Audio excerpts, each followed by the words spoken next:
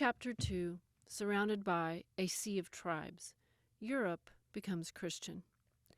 Sidonius Apollinaris was a Roman man of high social status, so high that he married the emperor's daughter, and like other high-ranking Romans, he served the church as earlier generations of Romans had served the imperial government, administering civic services as well as spiritual comfort. As bishop in Clermont in what is now central France, Sidonius was responsible for organizing the city's defense against the Visigoths who attacked it in the 470s.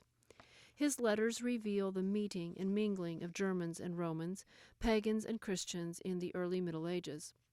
In a letter to a friend he wrote, "Our town lives in terror of a sea of tribes which find in it an obstacle to their expansion and surge in arms all around it."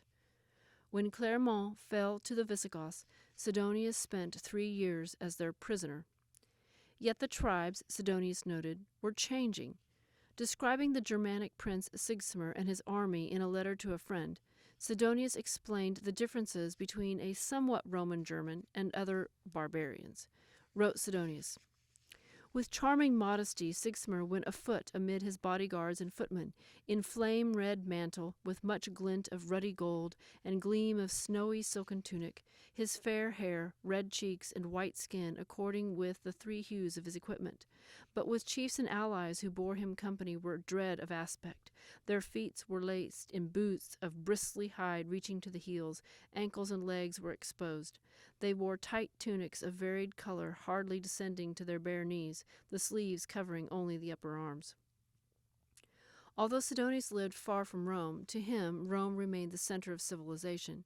He called it, when writing to a Roman friend, the abode of law, the training school of letters, the font of honors, the head of the world, the motherland of freedom, the city unique upon earth where none but the barbarian and slave is foreign.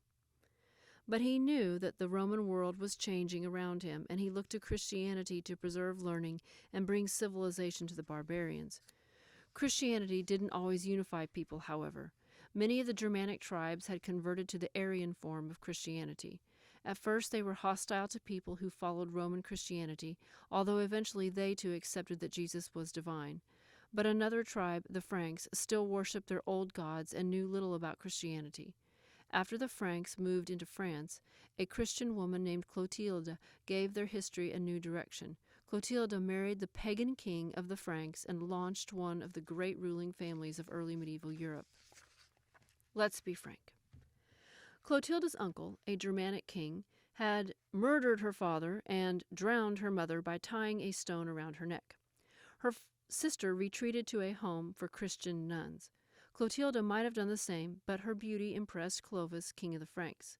Clovis married Clotilde, who immediately began trying to convert him to Christianity. She persuaded him to allow their first 2 sons to be baptized, but because they died in infancy, their father remained unconvinced of the new religion's worth. Finally, as Gregory of Tours, a French bishop of Roman descent, wrote in the History of the Franks, Clovis, about to be slaughtered by enemy troops, raised his hands fervently toward the heavens and breaking into tears cried, "Jesus Christ, I invoke thy marvelous help. If thou wilt give me victory over my enemies, I will believe in thee and will be baptized in thy name." After his victory, he and his army were baptized. Although Clovis knew little about his new faith, he now considered himself a Roman Christian. The Pope later called on the Franks for help against pagan invaders of Italy. Clovis unified the Franks and established a dynasty called the Merovingians after a mythical ancestor called Meroweg. Unifying the Frankish kingdom, however, was no easy matter. The Franks passed property from one generation to the next by dividing a father's lands and possessions equally among his sons. When a man died, his sons would fight among themselves until one dominated. If ordinary people fought over inheritances, and they did, imagine how fiercely brothers battled one another over a kingdom. Clovis himself had come to power after many battles in which his close relatives were killed. Bishop Gregory of Tours wrote in his History of the Franks that Clovis once said to a large group of Franks, "Oh, woe is me, for I travel among strangers and have none but my kinsfolk to help me." But Gregory suggested that perhaps Clovis did not refer to their deaths out of grief, but craftily to see if he could bring to light some new relatives to kill. In spite of their infighting, the Franks became a strong power in Europe. They encouraged missionaries to convert their family and friends to Christianity in the lands across the Rhine River that are now modern Germany. A pagan group called the Lombards, who had moved from Germany into northern Italy, were among the most difficult to convert. A story about a Lombard king and his queen reveals the tribe's brutal ways. The king killed his wife's father, a rival chieftain. Proud of his deed, he carried his father-in-law's skull about as a trophy. During a banquet, he filled the skull with wine and forced his wife to drink to his health. She obeyed, but she also vowed to murder her husband, a promise she kept. Yet eventually the Lombards, too, became Christians. As the Germanic tribes settled in Europe, they wrote laws to keep the German and Roman populations apart, but it was impossible to keep them separate. Romans and Germans intermarried. Languages blended and evolved to create Italian, French, Spanish, and Romanian. These are called Romance languages because they are based on the Roman language, Latin.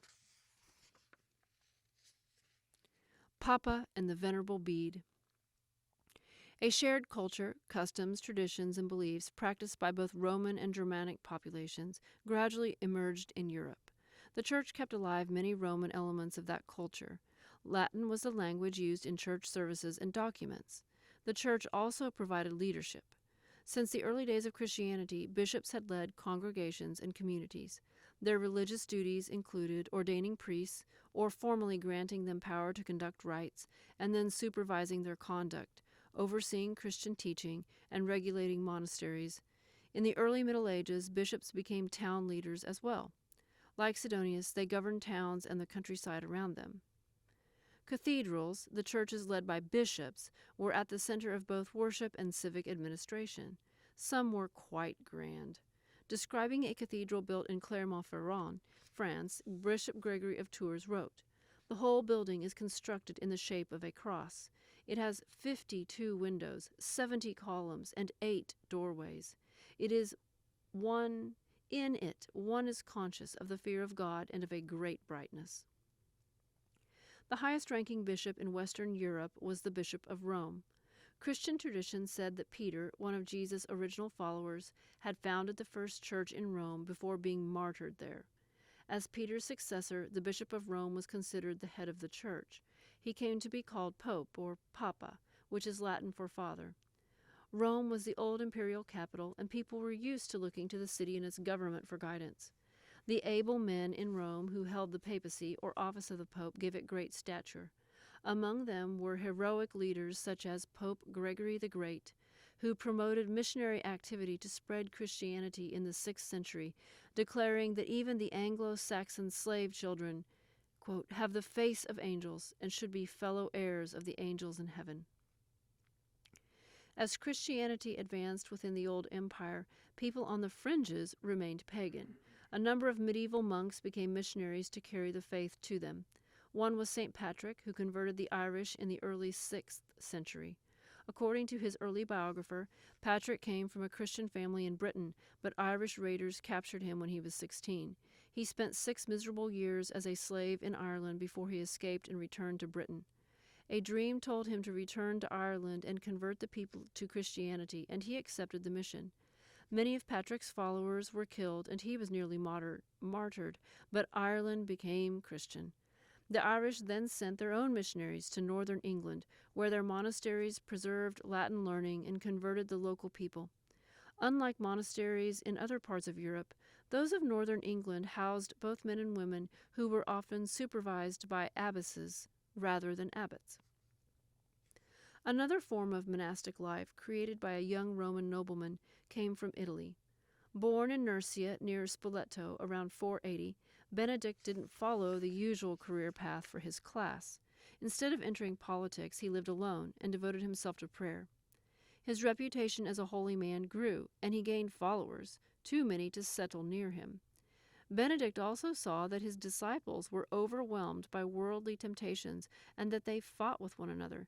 To give them a more peaceful refuge, Benedict moved from near Rome to Monte Cassino in southern Italy. His sister, Scholastica, set up a convent nearby, she became the patron saint of Benedictine nuns. Benedict wrote a set of rules for the monks who were his followers. The Benedictine rule required 3 vows: poverty, chastity, and complete obedience to the abbot, the head of the monastery. When a person entered a monastery or nunnery, he or she gave all personal possessions to the community and wore simple robes and sandals. A new member went through a period of trial called a novitiate before taking the final vows. This gave novices a chance to be certain that they really wanted the rigors of monastic life. When novices took their final vows, they wore the symbols of their order. Men shaved their heads, leaving only a ring of hair called a tonsure. Women donned a veil. Benedictine monks and nuns had responsibilities according to their skills. Some were administrators. Others copied manuscripts and decorated them with colorful images called illuminations. Others educated children, worked in the kitchens and barns, or became priests. Everyone prayed 7 times a day, and recognizing that it wasn't always easy to get up before sunrise to pray, the Benedictine rule asked that brothers and sisters gently encourage one another to do so. Their plain diet consisted of cheese, fish, bread, beans, and a good measure of wine every day, although the young, sick, and elderly could eat some meat for strength. Monastic buildings included a dormitory for sleeping, a large kitchen, storage areas, barns, a chapter house for meetings, a chapel, a scriptorium for writing and keeping books, and a cloister for meditation and growing medicinal herbs. The monks' and nuns' lives were simple, orderly, and dedicated to prayer, learning, and service to the poor. One early follower of the Benedictine rule was a young man who became Pope Gregory the Great. Like Benedict, he came from a noble Roman family but preferred the monastic life. His lasting achievement as pope was to send Benedictine missionaries to spread Christianity in northern Europe. England became Christian partly because of Gregory's missionary efforts, but several remarkable women helped. They were descended from Clotilda, who had been made a saint for helping to convert her husband Clovis, king of the Franks. Clotilda's great-granddaughter Bertha married the king of Kent, one of the English kingdoms. Although the king let his wife bring a Christian priest to her new home, he continued to practice the pagan religion of his ancestors. Pope Gregory sent Bertha a bishop who succeeded in converting her husband and his followers. That bishop became known as St. Augustine of Canterbury. England, however, was not yet completely Christian. Bertha's daughter Ethelberga married the king of Northumbria in northern England and converted him to Christianity too. Northern England was a problem for the church. Even after it became Christian, its Irish religious practices were quite different from Roman traditions. Irish monks celebrated Easter on a different date from the Romans, and they shaved their heads from ear to ear instead of leaving the tonsure. In 664, a synod, or church council, met at the monastery of Whitby in northern England to bring local practices into line with Roman traditions. The Irish representative reported that, "The Easter which I keep I received from my elders," to which the Roman representative replied that Picts and the Britons, foolishly in these 2 remote islands of the world, and only even in part of them, oppose all the rest of the universe. The Northumbrian king attended the synod and was confused by the theological arguments in favor of Roman practice. He decided on a simpler test and asked both sides if Peter had founded the Church of Rome. When both agreed, the king decided in favor of Roman practice. England's new religious unity produced the most famous author of the late 7th and 8th centuries and the most learned man of his day. Bede, later called Venerable Bede because of his learning, was a Benedictine monk who spent his life at the English monasteries of Wearmouth and Jarrow. He read all the manuscripts in their remarkable libraries and summed up the learning of his time in his own writings. His ecclesiastical history of the English people tells of the Synod of Whitby and various political events. It also recounts the lives of kings, queens, abbots, abbesses, and saints. By the end of the 7th century, the political and cultural map of Europe had changed greatly from the days of the old Roman Empire. Separate kingdoms were emerging all over Western Europe. A Germanic people called the Anglo-Saxons ruled several kingdoms within England. The Franks had settled France, the Visigoths controlled Spain, and the Lombards had taken over northern Italy. The papacy was established in Rome and controlled the surrounding countryside. Northern Europe was splintered into smaller units, still following some tribal customs and ruled by kings.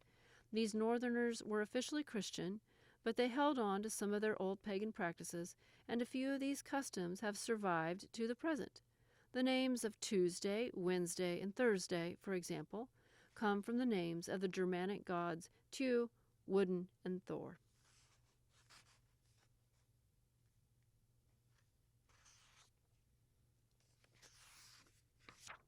Mysterious deaths in Marseilles.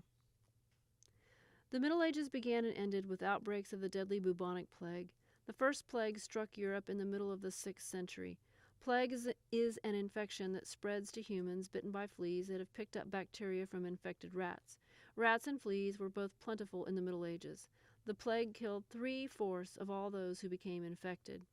Gregory of Tours, a Roman bishop living in France, wrote a history of the Franks in the 6th century, which included this chronicle of the effects of the first plague and detailed account of its symptoms. The city of Marseilles was suffering from a most serious epidemic of swelling. I want to tell you exactly how this came about. A ship from Spain put into port with the usual kind of cargo, unfortunately also bringing with it the source of infection. Quite a few of the townsfolk purchased objects from the cargo, and in less than no time, a house in which 8 people lived was left completely deserted, all the inhabitants having caught the disease. The infection did not spread through the residential quarter immediately. Some time passed, and then, like a cornfield set alight, the entire town was suddenly ablaze with the pestilence. For all that Bishop Theodore came back and took up residence in St. Victor's Church, together with 7 poor folk who remained at his side. There he stayed throughout the whole of the catastrophe which assailed his city, giving up all his time to prayers and vigils, and imploring God in his mercy to put an end to the slaughter and to allow the people some peace and quiet. At the end of 2 months, the plague burned itself out. The population returned to Marseilles, thinking themselves safe. Then the disease started again, and all who had come back died. On several occasions later on, Marseilles suffered from an epidemic of this sort.